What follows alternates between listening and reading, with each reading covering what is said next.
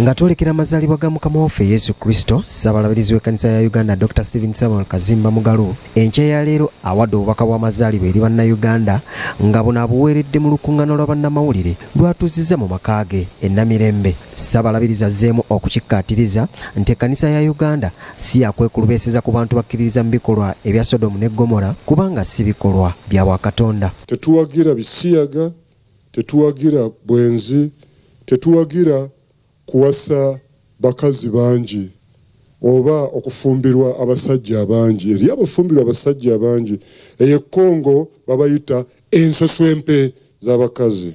Tuwadde tuwulirako oluvuuvuumo nti ekkanisa y'Ebungereza gye twava bateekateeka okuyisa ekiteeso okukkiriza obutereevu abasajja n'abasajja bagattibwe mbu bafumbirigana oba bakikola batya. Naye bannaffe twagala okubategeeza nti ekkanisa y'Ebungereza eneesigala mu byafaayo nti gye twava naye tugenda kukkiriziganya nabo era tugenda kutambula nabo. Kitegeeza nti bavudde mu kkanisa ya Anglikani. Dr. Kazimba agamba nti waliwo abantu abeefunyiridde okuleeta omudidi gw'ensimbi mu Uganda n'ekigendererwa eky'okutumbula omuzoogo wano mu ggwanga, kyagamba nti tagenda kukikkiriza kubeerawo. Wano nno njagala okubategeeza mmwe abantu abasendasenda abaana okuyingira mu mpisa embi. Mu Matayo essula 18:6 agamba, bino si byange, nti zimusanze oyo agezaako okusendasenda omwana omuto okumuwabisa. Wakiri kyandibadde kirungi bamusibe olubengo mu bulago bamusuule mu nnyanja asobole okubbira. Kale nsaba bannange mmwe abaagala okwonoona eggwanga lyaffe, Mukama abalaba era nammwe temujja kuviiramu awo.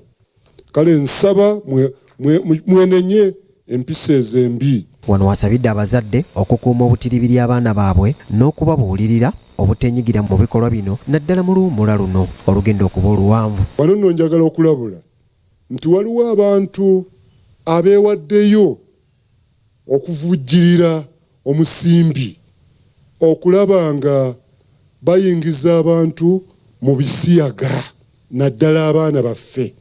Ensimbi nnyingi.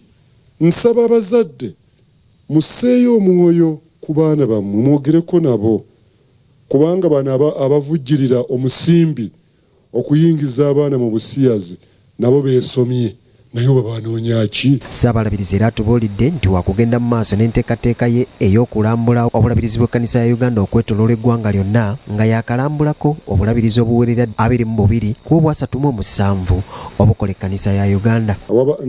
Nkyalidde obulabirizi 22 esigadde 15 kuba buli 37. Nsanze abantu bagenda bawona bakomawo okuva mu kinnya gye baagwa olwa kirubyamira kino kirumima mawuggwe. Tandise okukola era dayosisi ezimu bakoledde ddala ne projekiti ezivaamu ssente okulima emmwanyi n'okuzimba ebizimbe. Nsaba dayosisi zonna zigende maaso ku nsonga eyo. Mu nteekateeka y'okusonda ensimbi okumala ebbanja lya Church House obuwumbi 45 bwe bwakasondebwa, bw'atyo ne yeebaza abantu bonna abakwatiddeko ekkanisa ya Uganda okutuukiriza n'okumalayo ebbanja lino. Twalina ebbanja lyali waggulu nnyo naye kaakati tusigaza biliyoni 15 era nsaba Bakristaayo Mukama bawe omukisa bawaddeyo ssente zammwe n'abala nga si Bakristaayo naye nga bawaddeyo. Mu ngeri y'emu akubiriza abazadde obutadiibuuda nsimbi mu nnaku zino enkulu era bakimanye nti omwaka ogujja abaana baakuddayo ku masomero mu bitundu by'eggwanga eby'enjawulo.